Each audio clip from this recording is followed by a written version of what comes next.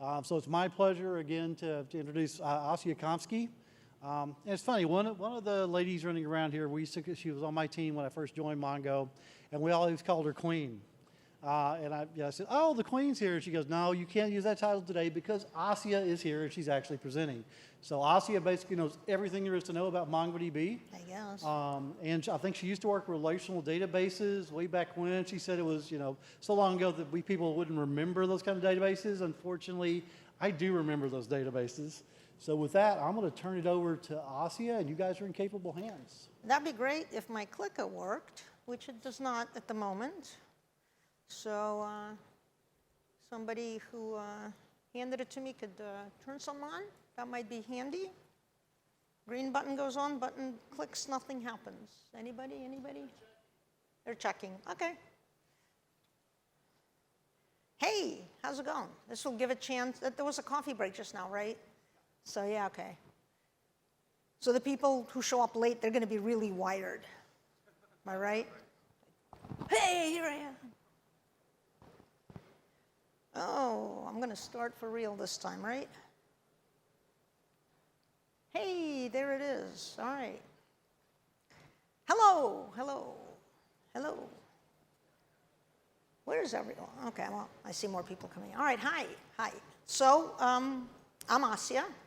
What do? I do a little bit of all kinds of things, and in my career, I've been a DBA, data architect, kind of worn many hats, and I'm just curious, how many of you here, and I'm going to just barely be able to see the hands, how many of you here are kind of more on the developer side? Raise your hand. Quite a few hands, actually. Okay. How many of you are either DBAs or been forced to play one because nobody else wants to do it? Yeah, there's a few hands here. So let me ask you this. How many of you remember when you were little wanting to grow up and become a DBA? Everyone, right? I mean, no one, right? So I also did not want to grow up and become a DBA because that would make me a very weird child indeed. And I was a little weird, but not that weird. However, while all my friends and other little kids wanted to grow up and be ballerinas and astronauts and firefighters and whatnot, my favorite things in the world were math, science, and solving puzzles. And I knew when I grew up that I wanted to be a detective because my hero was Sherlock Holmes. After all, Sherlock Holmes was the one that said that detection, or his profession, is or at least ought to be considered an exact science. So I thought that was really cool. Now, the author of Sherlock Holmes, Conan Doyle, Sir Arthur Conan Doyle, he was actually not a writer originally. I don't know how many of you know this, but he started out as a physician. And when he was in med school, he met this incredible surgeon by the name of Dr. Joseph Bell. And Joseph Bell had a reputation for being able to gather a fairly small amount of data, of facts, and draw conclusions that were uncannily correct, but nobody else could see.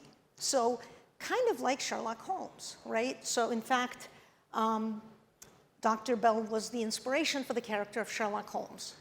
And so Dr. Bell and the fictional character were both masters at what we call diagnostic thinking. Now, what is diagnostic thinking? Because that's actually at the underlying layer of everything I'm going to talk about today.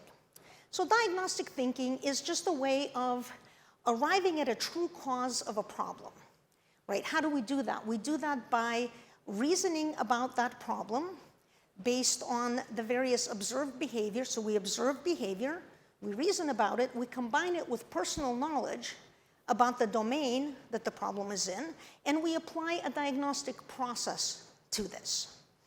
So we think. Now, let me give you an example this was from way back. Support was talking to a customer, and we were talking about something else, and during the conversation, it turned out that they would restart their MongoDB process nearly every day.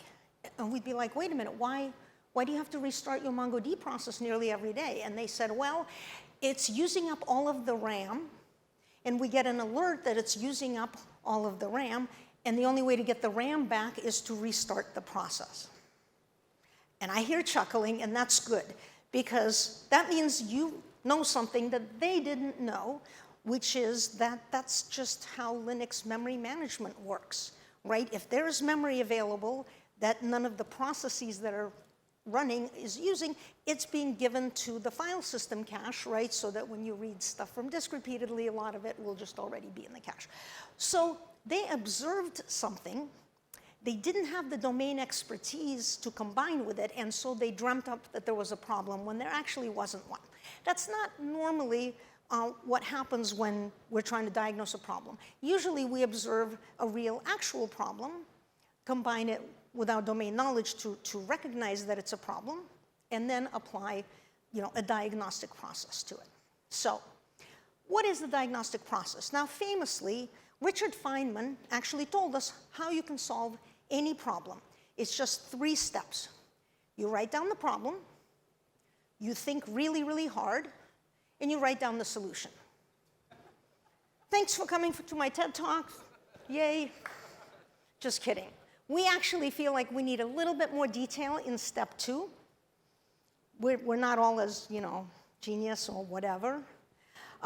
So some more details about that process of thinking about things really hard.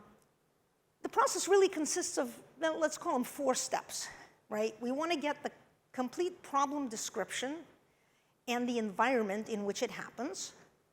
We want to formulate a hypothesis about the probable cause of the problem. We want to eliminate the hypotheses that conflict with either information we observe or things we already know. And then when we're only left with 1 or a handful of hypotheses, we want to perform some experiment to validate the remaining ones as the true cause. So that's the steps of the diagnostic process of diagnostic thinking. So here's another example, and let's apply this process just to see how it's pretty straightforward, even though it may have sounded complex when I said it all formal like that. MongoDB is not running. This happens to everybody at some point where it, maybe it crashed, it didn't come back up, maybe something killed it. Point is that it's not running. What's going on, right? So you can sometimes solve it with just observations or looking at metrics. And let's say that you're using either Atlas or Ops Manager and you see a bunch of metrics like here, you see there's a chart that says disk space free. And if you look a little bit back in time, it was trending towards 0 and it's now at 0. And that red line says, yeah, MongoDB is no longer running. Well, okay, I have a hypothesis about this.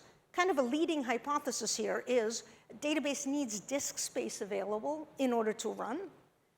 So how am I going to validate this hypothesis? Well, the easiest way would be, I don't know, to delete some data, right? There's only one problem. MongoDB is not running, so I can't delete any data that I might not need. So I may have to free up disk space some other way, maybe delete some old log files or move them somewhere else. If I then restart MongoDB and it starts up fine, then yeah, that must have been the problem. Of course, at this point, somebody might be like, hey, doesn't Atlas have some disk auto-scaling feature? It's like, yeah, so if you're in Atlas, you should turn that on. So when you start running out of disk space, it'll allocate more disk space. Great. So this is pretty simple, right? So sometimes a hypothesis will just jump out at you. So the 4 steps. Now, the most challenging one of these happens to be the problem description, getting the problem description. It turns out generating hypotheses and eliminating is relatively simple. Getting a complete problem description can actually be challenging because there's an awful lot in the environment that can contribute to the problem either happening or not happening. So the first step is to understand the true nature of the problem, right? So you have to have a vivid mental model of the problem in order to be able to reason about it. So to look back at the Sherlock Holmes way of thinking about it is, you have to gather all of your data before formulating hypotheses. Because it is very natural, once you start hearing about the problem, to immediately start thinking about what might have caused it. And what might have caused it is not part of the problem description. I personally am very guilty of that, right? Like, I hear the first few words of a problem description, and I'm off to the races going, yeah, it's probably this, and if not that, it's that. And if I just pause and listen to the rest of it, right, it's a capital mistake to theorize before one has data. Insensibly, one begins to twist facts to suit theories instead of theories to suit facts. This was such an important concept that it actually appears in multiple different Sherlock Holmes stories where he phrases it a little bit differently, or the author does.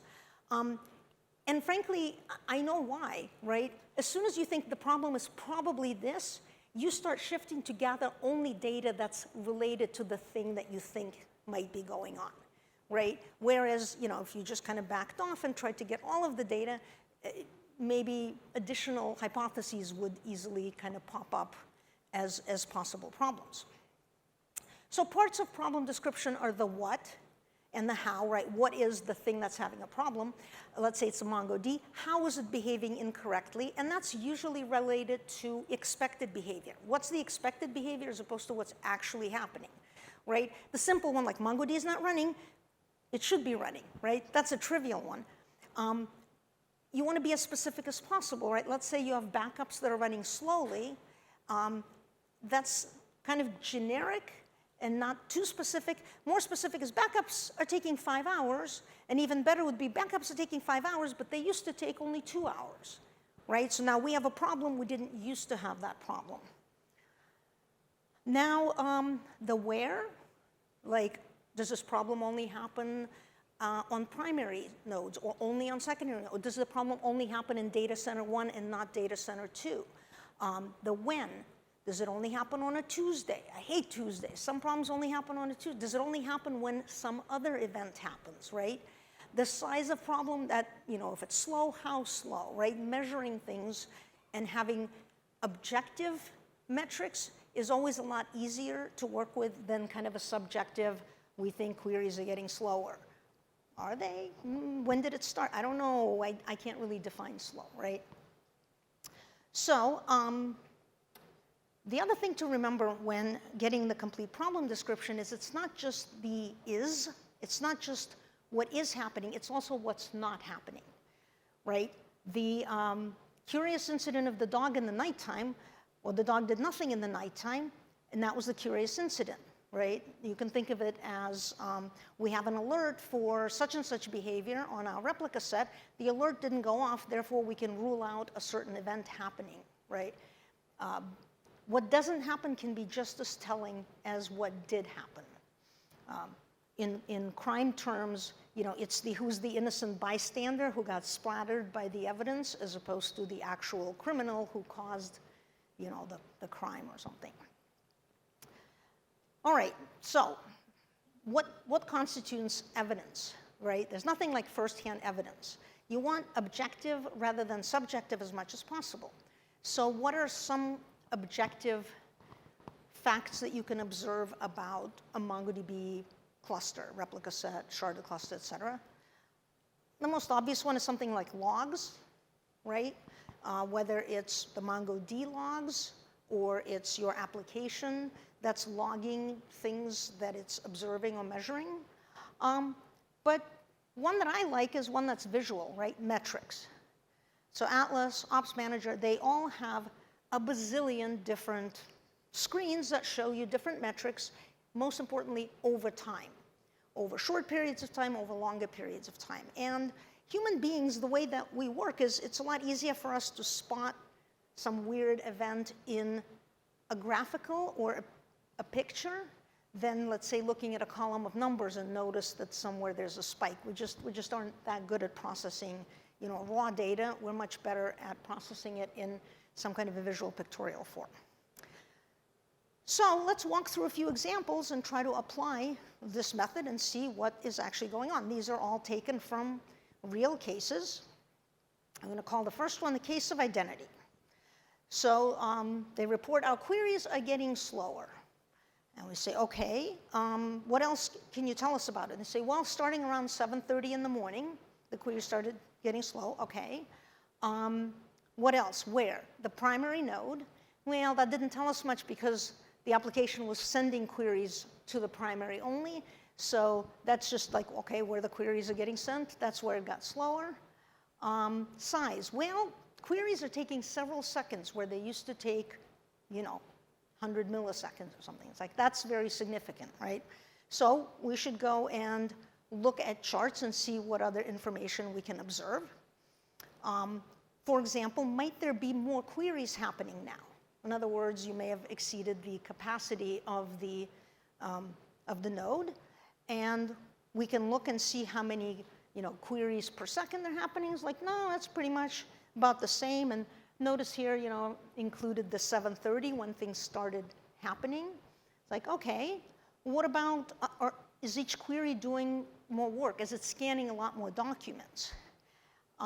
Doesn't look like it. I mean, it looks like there's fluctuation, but in no way does it seem to be related to 7:30 in the morning, right? So this is showing how many documents on average per second are being looked at.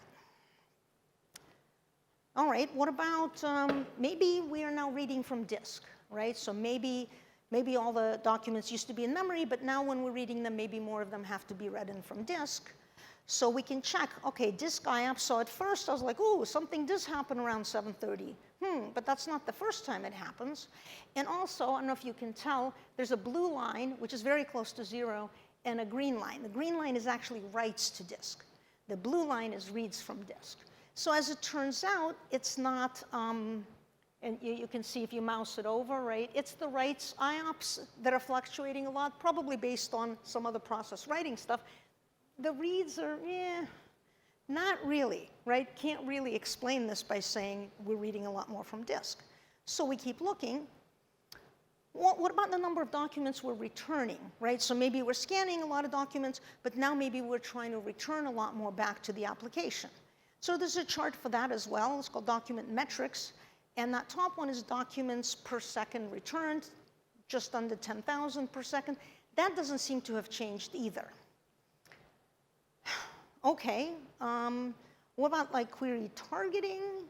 The number that we're scanning relative to the number we're returning. No, that chart seems pretty flat. The only tiny little spike was quite a bit more before 7:30, so we keep looking. Well, there's other things that query could be doing that are work. And one of those things is in-memory sorts. So normally, if a query requires to return its results sorted, we want to have an index to support that query so that the results are just read from an index in proper order. If there is no index to support the sort, then you have to do an in-memory sort before the results are returned. And that is a chart called scan and order. And what do you know? When we looked at that one, we see that right before 7:30, all of a sudden, we went from having no in-memory sorts to do to about 10 per second. But remember, these queries that we just looked at, they're returning on the order of 7,000 to 8,000 documents each, which means 10 times per second, we're trying to sort 7,000 to 8,000 documents in memory. And that's a lot of work, and that's a big slowdown. And as it turned out, what happened? Well, of course, we said to them, did you push any new code? And they said, no, of course we didn't. Actually, no, what they said was, we asked our developers, and the developers said, of course we didn't. Right? Now, we laugh because a lot of times they're not quite fully telling the truth, but it's actually possible that they didn't push any new code. It's possible somebody screwed up and accidentally dropped an index that used to support this query with sort fully, and they may have decided that it was redundant of some other index that couldn't support it, right?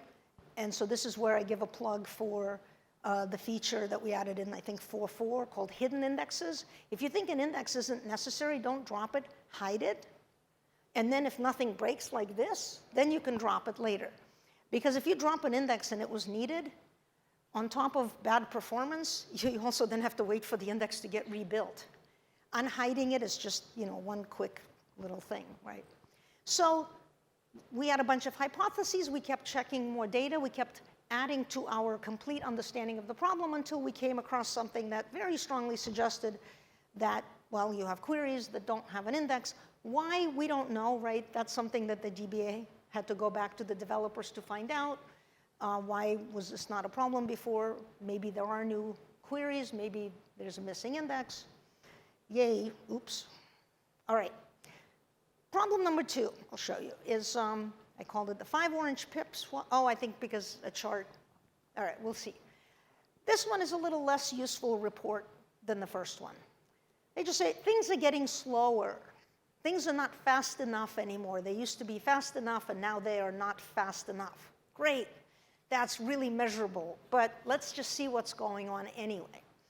So we go to a whole bunch of charts all at once, which is probably what we did before. I just showed them to you one at a time so I could kind of talk through the theory. And we take a look, and remember I mentioned query targeting, which has to do with how precise your selection of documents is. So if you go in your query for documents where A is 5, like how many index keys do you have to look at to find where A is 5? And then how many documents do you then have to look at to check that A is 5? Or usually it would be more complex. And ideal query targeting ratio is as close to 1 as you can get. And the thing that I immediately noticed here is their query targeting ratio is something in the 3,000 to 4,000 on average. So what that means is for every document that's returned, they look at 3,000 to 4,000 candidates, and that's really inefficient. And you can actually see, when you zoom in on each chart, you could see the explanation, right? Scanned objects to returned is the number of actual documents we're looking at. Scanned index entries to return is how efficient your indexes are, whereas green is like, do you even have an index or proper index to support the query that you're running? So this looks like some queries are maybe missing indexes entirely. And so now we can go to the Profiler tab, which is right there. And we can see, and you can see how you can pick a lot of different metrics. When you have really bad queries, it usually doesn't matter, right? Their execution time is going to be bad, their keys examined, their docs examined is going to be bad, their ratio is going to be bad, et cetera. Sometimes you may be looking for something specific that's a little bit different. But here, just looking at the operation time, and you could see the ones in the orange line on top, it was like, is it actually taking more than a minute on average to execute? That's terrible. That's not a database query time. That's like you ask me a question and I decide that I'm going to go get some coffee before giving you an answer time, right? Database ought to function in several orders of magnitude faster than that. So the nice thing is you can actually click on a slow query and see its details. So you can see how often it's run, how long each time took. You can zoom in. This is essentially the entry that you would find either in the slow query log or in the profiler, but you kind of see it formatted a little bit nicer. And you can see here that we have a collection scan. So a query, instead of being an index scan, was a collection scan. So it wasn't indexed. And this is not a MongoDB specific thing, right? This is any database. If you don't have an index, it has to go through every single record looking to see which one matches. Now, somebody might be like, well, this is not that big of a collection. It's only got like 230,000 documents. And that's a relatively small collection. But you very seldom have just one collection in the database. So if you have a few dozen relatively small collections, all of which have occasional collection scans going on, what you end up having is your cache is completely trashed by these full collection scans, right? They're pushing other data out of the cache, and everything is slow, right? And so when they said things are getting slow, that's what they meant, right? And so you say, hey, do you know about indexing? You should add some indexes to your data. And they go, well, we never had a problem before. Why do we suddenly have a problem now? And that's when, well, first of all, we show them that it might not be a big collection, but that's how many bytes it had to read from disk in order to satisfy the query. And now we can go back to their kind of overall view of things, right? So this is the DB stats. right? And you have your data size. This is one of their databases, and they had multiple databases in this cluster. So I just picked one. And then I said, okay, relatively small. What does it look like over time? So this is a chart over 1 week, and you could see the size, ticked up a little bit. But you can take this pull down, and you can zoom it out as far as you want, basically since the beginning of time. And what we saw was, okay, their data has been growing, their indexes have been growing, and as I looked at 5 or 6 different databases in that same cluster, they all had exactly the same pattern. They were growing. So they all used to be small. They probably all used to fit in RAM. At some point, what happened was they couldn't all fit in RAM anymore, and that's when things started getting really slow, right? So even though the growth of the data seems gradual, relative to, like, here's the threshold where it no longer fits in RAM, that's where your performance kind of goes, right? And so when we explained that to them, they understood that. Well, yeah, this is, oh yeah, that was a different database. I guess I took pictures. So the hypothesis was you really need indexes. You probably needed them from the beginning, but at the beginning you got away with it. This is just like, when a developer develops, they test things, they say everything's great and fast, then they toss it over the fence to production, and then it turns out that nothing is very good because they tested everything with like 40 megabytes of data, right, which you exceed after the app running for like 3 hours. So yeah, you need indexes. You always need indexes. You should never have unindexed queries on your production database, right? How do you validate that? Well, that's pretty simple. Just create indexes and watch how much the performance is going to improve. Now, this is frequently the answer to everything, right? Just add indexes. Why don't we just add indexes to everything? Index everything. Why can't we do that? Well, indexes do have a cost. Right? When you write to a record and you change indexed keys, you have to update the index. So if every record had 10 different indexes that track the values in it, your writes would become more expensive. And also indexes take up RAM. Eventually, you'd fill RAM with indexes. So there is a trade-off there. So you have to have all your necessary indexes without any unnecessary ones. How do you know which ones you need? Well, there's Performance Advisor that looks at slow queries that will sometimes make a suggestion of indexes, or you can open a support case, go to the forums, or just look at the query and see what it's querying for. Try a few indexes, use explain to see how it would impact things. Presumably we all have test environments, right? Maybe. By the way, it'll also tell you if you have any redundant indexes, right? So if you have an index on A and another one on A, B, you probably don't need the one on A because the prefix of the compound index can be used to satisfy queries on the first leading fields. What's most important, actually, as it turns out, is to know what in your system is normal or common, right? So you say, oh, I'm going to watch all these charts and graphs in Atlas and in Ops Manager and whatever it is that, whatever you use for monitoring, and I'm going to, look for abnormal things. And in order to see that, you actually have to know what normal looks like. And as an example of that is, here's a chart which shows oplog gigabytes per hour processed. And it's 150 gigabytes per hour, so that's the write load on a particular replica set. And I'm going to ask you, is this normal? 150 gigabytes per hour. Who knows, right? It may be normal, it may be high, or it may be low, depending on, well, first of all, the hardware, can it handle it? But it also depends on what you expect.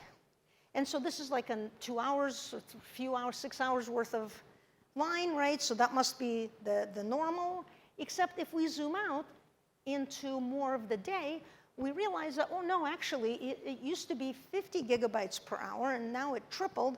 So something bad happened. Something happened that made it change. So something abnormal is going on.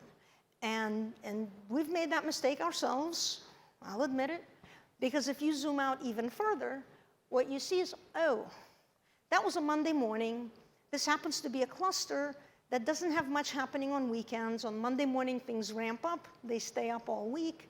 And then on Friday, they ramp back down. So the definition of normal is different depending on day of the week, right? So again, highest importance to be able to recognize out of number of facts which are incidental and which are vital. And I hope you enjoy Sherlock Holmes as much as I do.